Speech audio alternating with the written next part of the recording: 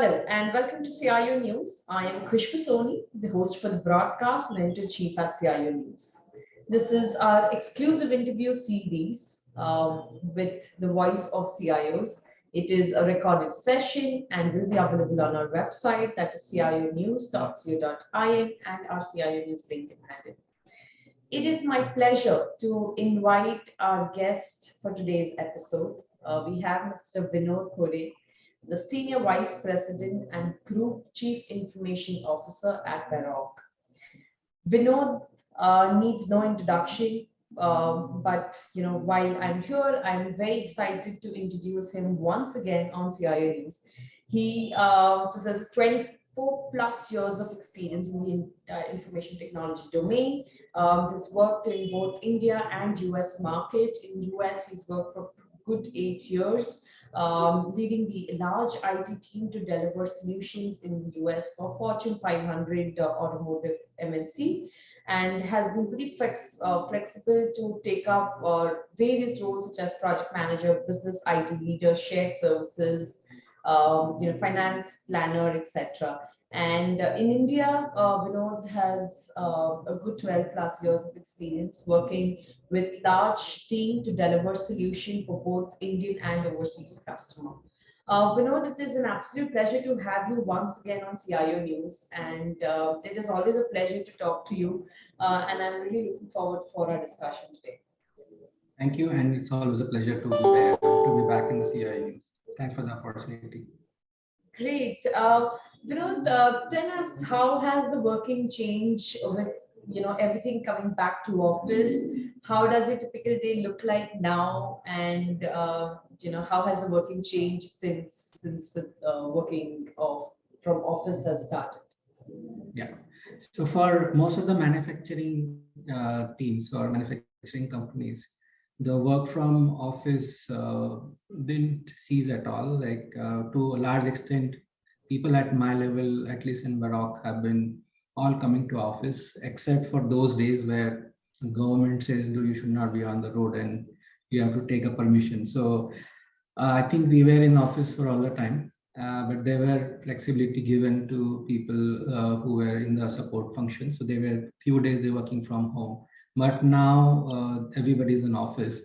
And personally, for me, I think I enjoy working along with people, around people. So it's like it's a second home for me, and you get the best when you're in this environment. But I think it's also a reality that this is something that's not going to end. There are different reasons, and it's also a part of like what I talked about in the earlier sessions is that all the while we have built our infrastructure and all our process policies around being very efficient, and now we have to do it being a resilient company and working from home and giving that ability to people so that they can do their jobs from wherever they want to, whether they are in a hotel, when they are on the road for the road warriors, or they are at home, or they're in the office or at the airport. It doesn't really matter. And I think we have all the capabilities. In last 2 years, the learning curve has just gone up like this. So I think it's very good. Yeah. Absolutely, absolutely. And in fact, now that a lot of businesses have moved to digital, there has been a lot of adoption, even in the verticals such as manufacturing. I was very interested in talking on a very specific topic around internet services, and very keen to know how have you seen the importance of internet to your infrastructure, and what are your expectations from an internet services? Yeah. So I think there is a paradigm shift which has happened in the last 2 years. Is earlier, everybody used to come to office, especially in manufacturing, whether either you're in the plant or you're in corporate office or your business development office, but you're in an office premises. Right. So the perimeter was, there was a bound perimeter, and you just protect the perimeter and you strengthen the perimeter. So you're collecting fat pipes to the perimeter. Now the perimeter itself has, become fluid. So one day you're in office, other day you're in plant, other day you're in home. Right. But you still have to get the same level of service. So when COVID happened, our engineering team, it's a strong 1,000+ team who is doing high-end computing, trying to design, simulate, and all that.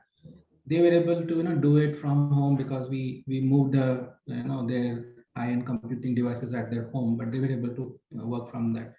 But it was not easy. We had to take efforts to make sure that they're able to do their work. Okay, but all this lesson learned, we also realized that all the infrastructure that we have built was designed, as I said, for the efficiency, and now the perimeter has changed now, and the usages have gone up. So you are using internet and you're using Teams, you are having video calls, and there are like fat documents being shared over the internet, the usage of OneDrive, SharePoint, and that session that we are having today, all those sessions started happening.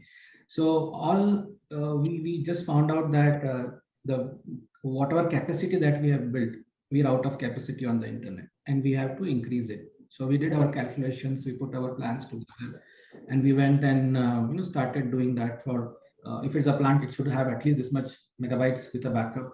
If it is a corporate office, it should have this, things like that, and we did that. Correct. And yeah, and so this was not just the internet, but along with the internet, since the perimeter has shifted, you also want to have the security of your data, of your employees, in terms of their devices and all that. So there are a lot of additional need which came on top of just the internet, is to have your data leakage protection, SOC, then having an ability to have an antivirus which can also give you 0-day protection, things like that. So I think all of that also got added along with the internet bandwidth increase. Right, right.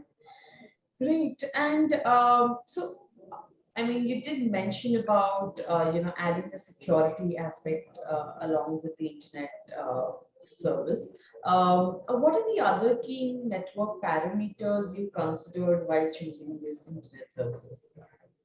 See, we, as not just Varroc, but there are other companies like us who are a tier 1 auto component manufacturer.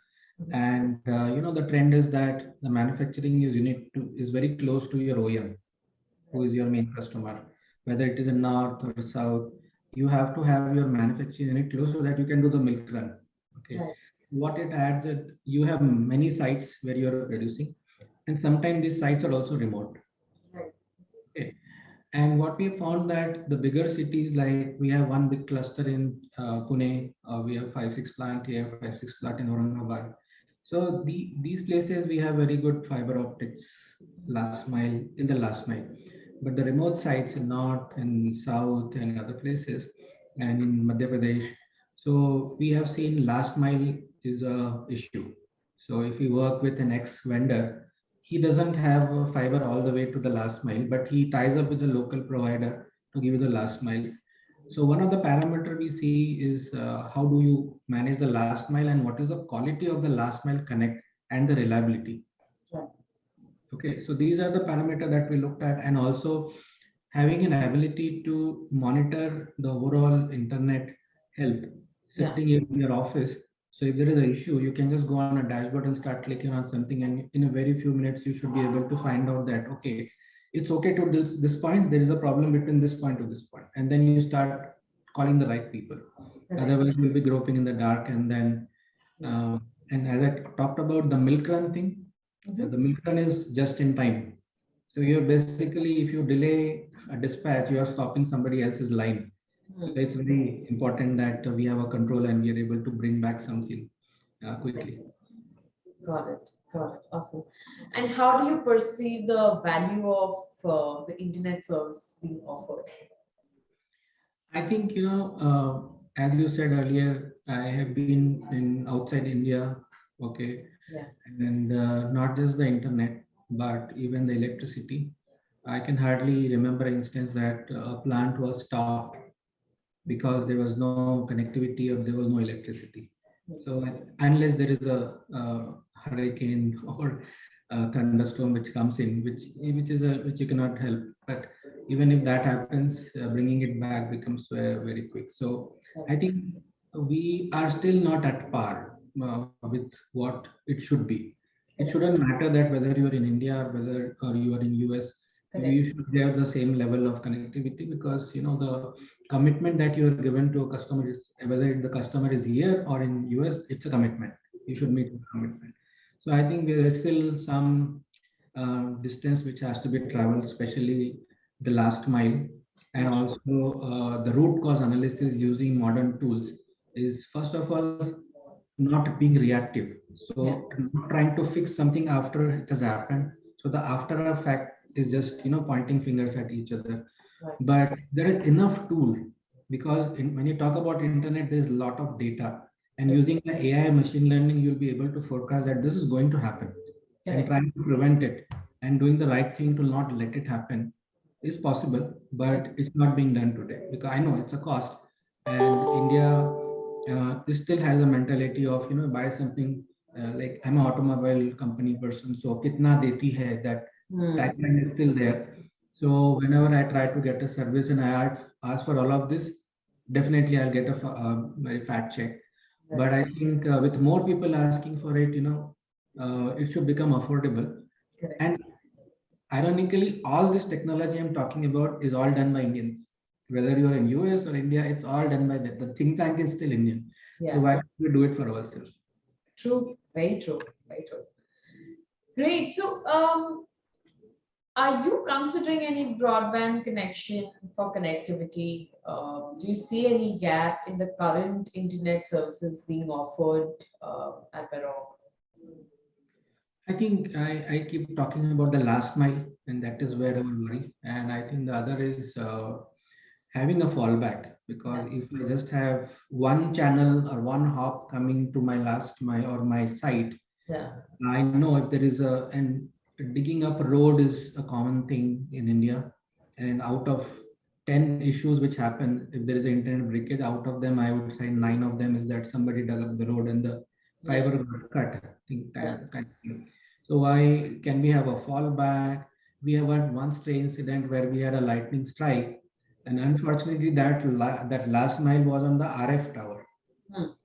So when your radio frequency happen and it happens at in the evening, nobody will climb up the tower because of safety reason. You have to wait till the morning. True. Yeah. So what can be done as an emergency service, that you have a portable unit, and all of these are available today. Right. With a lot of companies and Indian government and foreign companies, they are trying to put the low Earth orbit satellites as a mesh across the globe. And these are going to give you cheap internet services with a portable unit. So I think we should start thinking that way, that if there is a last mile down, how can we just bring it back? Because in today's time, trying to explain an OEM for this one incident where the two RF tower got misaligned, the feeder and the receiver got misaligned. Yeah. Yeah. There must be a wind or something. Yeah. And you were not able to align and get it back. First of Correct. all, why do you have RF tower? Why don't you have fiber? Right. So I think we need to get out of this, and I think this is where we should be going. Very true. Very true. Great. So perfect. And I think you've already mentioned about the security aspect. So with security being a priority, I'm sure internet plus security bundle excite you, right? I mean, I think this is one of the key parameters. Yeah. Right. Yes, it is. It is. And I think that if I can comment on that, Yeah. is, you need the internet. You need your SOC, because you need somebody monitoring you 24/7. The SOC services are needed. Yeah. You need EDPR services. You want to make sure that you have the best antivirus, which has a capability for a 0-day thing. And it's so nowadays it's like the cloud-based antivirus are the best. Right. And plenty of them. So we have gone with all the top as per the magic quadrant. Whatever is on top, we have taken all this. Right. But the pain point is that you end up talking to 1, 2, 3, 4, 5 vendors, and you are trying to tackle the same problem for the same customer. I am the internal provider. My customer is my business, Right. but I am talking to like 5, 6 vendors. So why can't it be a bundle solution? Correct. it's a synergy, and it's like economy of scale, and it's a win-win for the provider. It's a win-win for the consumer like us, and the cost goes down. Plus, there is one team, and you don't end up pointing fingers. No, I think there's a problem with the cloud provider. There's a problem with the last mile. There's a problem with this. I think the firewall is a problem. I think that should not happen. That should go away. So if somebody can give it, I think that will be a music to a lot of ears of CIOs. Absolutely, absolutely. Fantastic. Great conversation with you, Vinod, once again, and always a pleasure talking to you and getting these wonderful insights. Thank you once again for joining us, and I look forward to having many more discussions with you in the coming future. Thank you, Khushbu, and it's always a pleasure talking to you. Thank you. Thank you.